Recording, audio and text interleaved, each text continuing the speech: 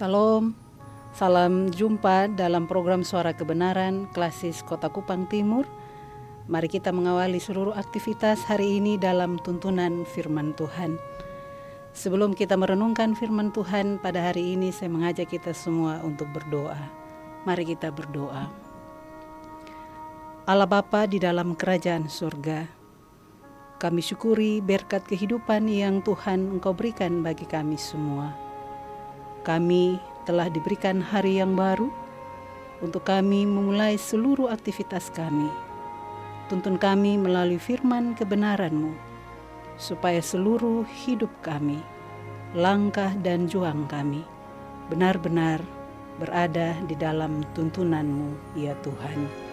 Firman-Mu akan menguatkan kami dan memberkati kehidupan kami semua. Amin.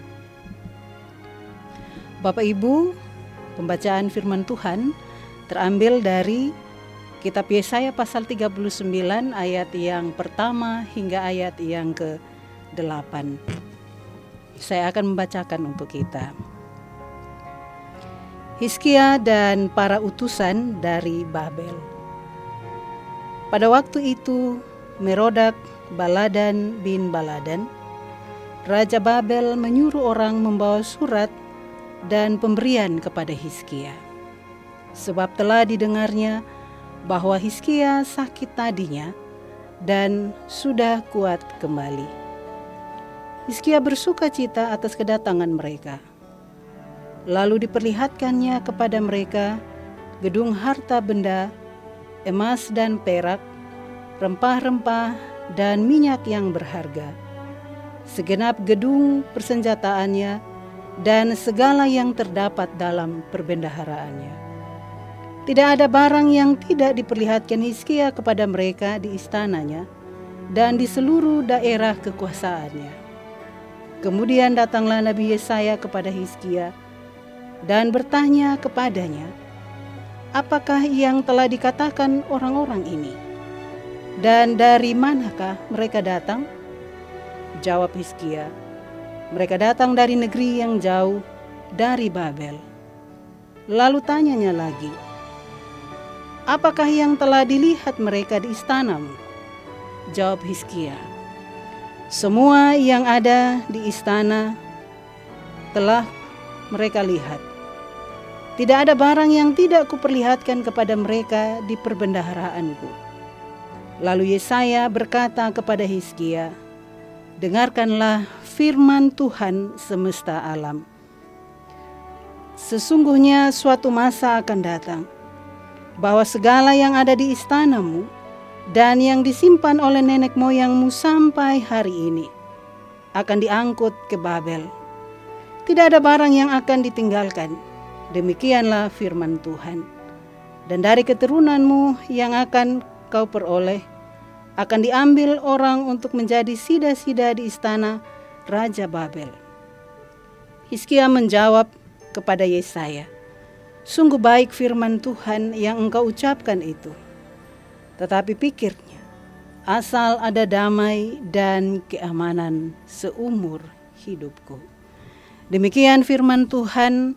Diberkatilah kita semua yang mendengarkan firman Tuhan pada hari ini.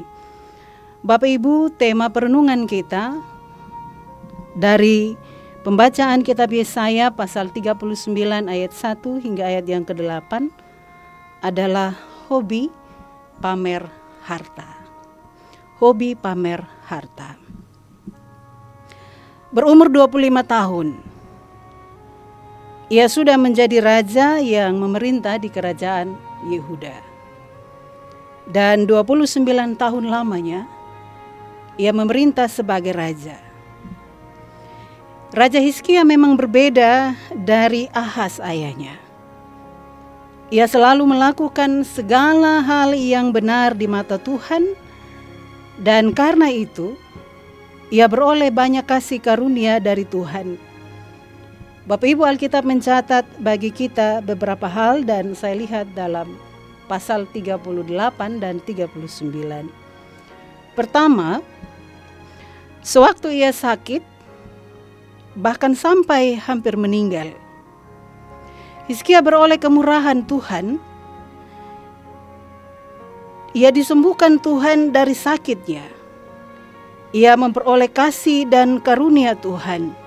Bahkan Tuhan menambahkan usianya 15 tahun. Yesaya pasal 38 ayat yang kelima. Hal yang kedua, Alkitab mencatat juga bagi kita bahwa Hizkia dikenal sebagai raja yang termasyhur karena kepemilikan harta kekayaan yang teramat banyak.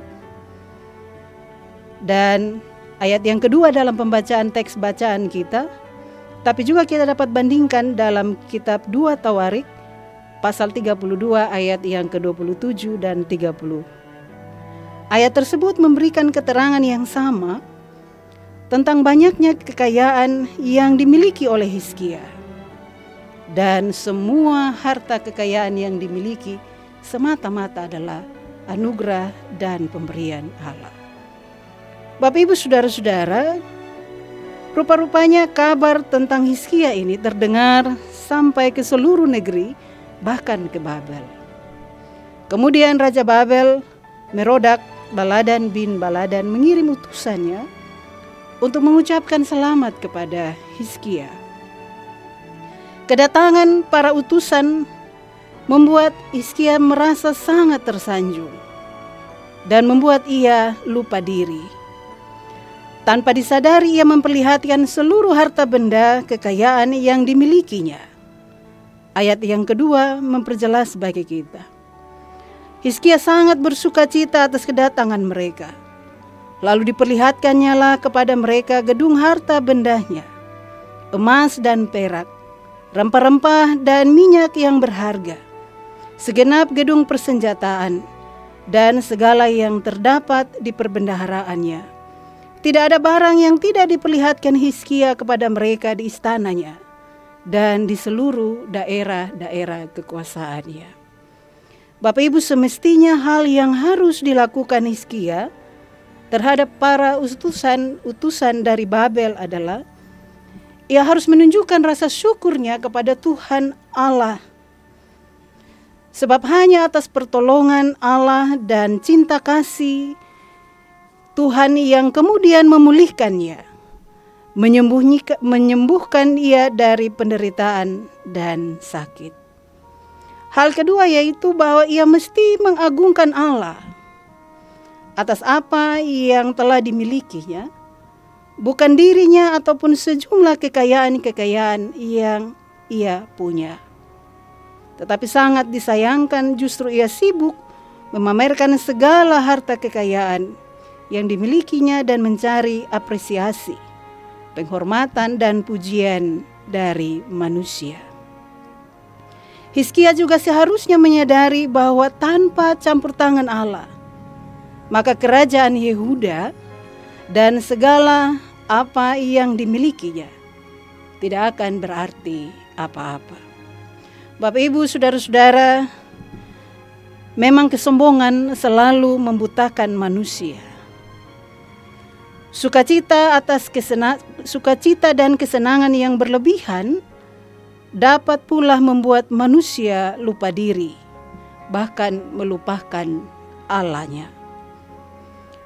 Bapak Ibu, sikap pamer harta yang ditunjukkan Hizkia agar ia dapat dikagumi, diakui atas segala keberhasilan diri semata.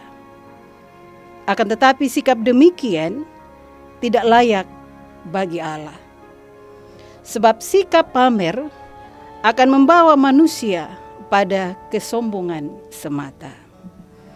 Oleh sebab itu melalui Yesaya Allah memperingatkan Hizkia dalam ayat yang ke-6. Bapak Ibu saudara-saudara, suatu masa akan datang, segala yang ada di istanamu dan yang disimpan oleh nenek moyangmu sampai hari ini akan diangkut ke Babel, dan tidak ada barang yang akan ditinggalkan. Teguran Allah melalui Yesaya membuat Hizkia sadar dan kemudian sungguh-sungguh mengakui akan kesalahan di hadapan Tuhan Allah. Bapak Ibu saudara-saudara yang diberkati Tuhan, sikap pamer akan membawa manusia pada kesombongan. Kesombongan adalah titik awal dari kehancuran manusia. Saat manusia secara tidak sadar meninggikan diri atas segala pencapaian-pencapaian dan prestasi, harta kekayaan yang diperolehnya, tidak segan-segan ia pasti akan melupakan Allah, sumber kehidupan di dalam hidupnya, dan merasa seakan-akan segala yang diperolehnya hanya karena usaha dan kerja keras semata. Bapak, Ibu, dan saudara-saudara yang diberkati Tuhan, dari kisah cerita kehidupan Raja Hizkia, kita belajar beberapa hal yang penting bagi kehidupan spiritualitas kita masing-masing. Hal yang pertama, Bapak Ibu, perlu diingat bahwa segala yang kita miliki dalam dunia ini, harta kekayaan, pangkat, prestasi, pencapaian-pencapaian dalam kehidupan kita, seberapa banyak dan besarnya, semua adalah anugerah dan pemberian Allah bagi kehidupan kita. Kita manusia berusaha, bekerja keras setiap waktu, siang bahkan malam. Tetapi tanpa Allah yang memberkati segala sesuatu yang kita kerjakan dalam dunia ini, semuanya akan menjadi sia-sia. Bapak, Ibu, saudara-saudara, kebanggaan memiliki sesuatu dan kesombongan terhadap sesuatu yang dimiliki ternyata memiliki sekat yang amat tipis. Sekali lagi, Bapak Ibu, kebanggaan memiliki sesuatu dan kesombongan terhadap sesuatu yang dimiliki ternyata memiliki sekat yang teramat tipis. Seringkali hal ini menggoda kehidupan manusia untuk melupakan Tuhan sebagai sumber pemberi segala berkat kehidupan. Kitab Pengkhotbah pasal 3 ayat 3 mengingatkan kepada kita, saya dan Bapak, Ibu, saudara-saudara, dan bahwa setiap orang dapat makan dan minum dan menikmati kesenangannya dalam segala jeripayanya, itu juga adalah pemberian Allah. Bapak, Ibu, saudara-saudara, kesadaran ini mesti terus dibangun di dalam kehidupan setiap orang percaya, agar menolong kita pribadi lepas pribadi, agar tidak jatuh dalam sikap pamer, angkuh dan sombong yang mendatangkan dosa di mata Allah. Bapak, Ibu, saudara-saudara, jika kita mengikuti beberapa fenomena pamer kekayaan yang marak dilakukan oleh beberapa figur di media sosial, mulai dari pamer isi dompet, isi rekening bank, rumah, dan fasilitas-fasilitas lainnya, bahkan pencapaian dan keberhasilan-keberhasilan dalam hidupnya dengan tujuan yang beragam. Sekedar pamer, kepuasan hati, pendongkrak status sosial, pengakuan, ataukah ajang untuk mempromosikan diri. Akan tetapi Bapak, Ibu, dan saudara-saudara, belajar dari Hizkia, bahkan apa yang disampaikan kitab Pengkhotbah tadi bagi kita semua, bahwa semua hasil kerja keras manusia semata-mata adalah pemberian Allah. Karena itu orang beriman perlu belajar untuk menjadi bijak. Kita perlu belajar untuk menjadi bijak dengan tidak bermegah atas segala pencapaian atau keberhasilan yang kita miliki, karena semuanya bersumber dari Tuhan.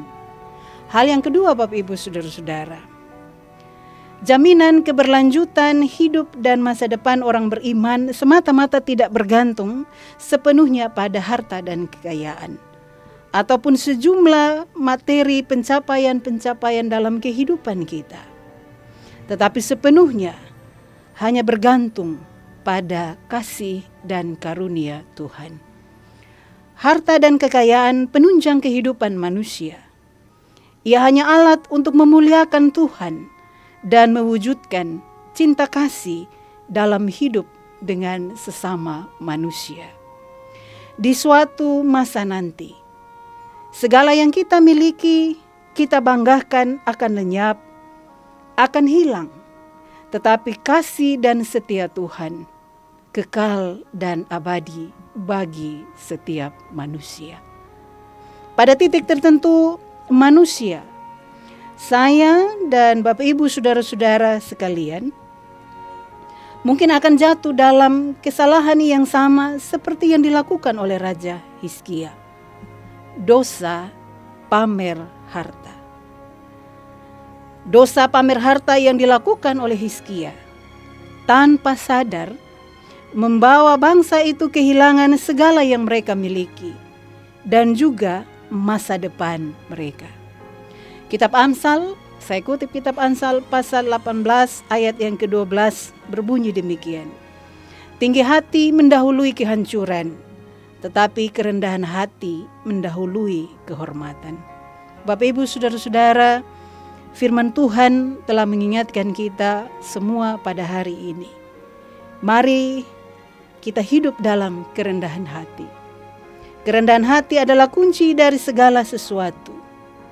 Jika hari ini ataupun nanti Allah menganugerahkan segala berkat-berkat-Nya yang berlimpah di dalam kehidupan saudara-saudara bahkan saya, tetaplah rendah hati. Tuhan memberkati kita semua. Amin. Bapak Ibu saudara-saudara, mari kita berdoa. Allah yang baik, sungguh kami merasakan kuasa dan kasih-Mu di dalam kehidupan kami. Engkau terus menyertai dan memberkati segala sesuatu yang kami kerjakan di dalam kehidupan kami. Di mana saja kami bekerja, entah itu di jalan, di tempat-tempat kami membangun usaha-usaha kami, di pasar, di kantor, di sekolah, ataupun dalam sejumlah pelayanan-pelayanan yang kami angkat. Kami percaya Tuhan Engkau senantiasa memberkatinya bagi kehidupan kami. Melalui firman ini ya Tuhan, Engkau mengajarkan kepada kami. Biarlah kami tetap memiliki kerendahan hati. Jikalau hari ini ataupun nanti, Tuhan memberkati kami dengan segala sesuatu yang berlimpah di dalam kehidupan kami. Kami semakin bertambah harta dan kekayaan. Kami sukses dalam membangun kehidupan rumah tangga bahkan karir kami. Biarlah Tuhan kami diingatkan pelajaran dari kehidupan Hizkia menolong kami untuk tidak menyombongkan diri. Kami tidak memiliki sikap pamer, mengukur kehidupan ini dengan sejumlah materi yang kami miliki, bahkan juga dalam relasi kami dengan sesama dan juga Tuhan. Biarlah masing-masing kami menyadari bahwa sejumlah hal yang kami miliki semata-mata adalah pemberian Tuhan dalam kehidupan kami. Ajar kami Tuhan, supaya segala sesuatu berkat-berkat kehidupan yang Tuhan anugerahkan kepada kami, kami pakai itu Tuhan untuk memuliakan nama Tuhan dalam cara-cara kami, cara-cara Tuhan bagi hidup kami. Bahkan juga kami pakai sebagai saluran berkat dan cinta kasih kepada sesama dalam kehidupan ini. Terpuji nama-Mu ya Tuhan. Berkati kami semua umat Tuhan di mana saja kami berada. Beri kekuatan dan kehidupan bagi kami yang menderita, yang sakit, yang punya pergumulan berat. Tuhan menjangkau kami masing-masing di tempat kami, menolong kami selalu. Bahkan yang bersuka cita, berbahagia kala berbagai hal yang kami terima dalam kehidupan kami, bersama dengan orang-orang yang kami cintai dan kami kasihi dalam hidup kami. Biarlah kami terus memandang dan bersyukur kepadamu ya Allah Bapa di sorga. Berkati Klasis Kota Kupang Timur, majelis Klasis, bahkan semua pendeta-pendeta yang melayani di jemaat-jemaat, semua jemaat-jemaat Tuhan yang ada dalam Klasis Kota Kupang Timur, dalam sejumlah pergumulan, tugas kerja dan panggilan kami masing-masing. Biarlah Tuhan memberkati kami. Tuhan menolong dan menyertai seluruh kehidupan kami. Program-program Klasis Kota Kupang Timur, biarlah menyentuh dan memberkati semua jemaat-jemaat untuk terus bertumbuh di dalam iman kepadamu, ya Allah Bapa di sorga. Terpuji namamu, ya Tuhan, Allah pencipta, sumber berkat kehidupan bagi kami semua. Amin. Bapak Ibu, saudara-saudara, demikianlah renungan suara kebenaran pada hari ini. Selamat memulai hari ini dalam tuntunan Roh Kudus. Tuhan memberkati kita semua. Salam.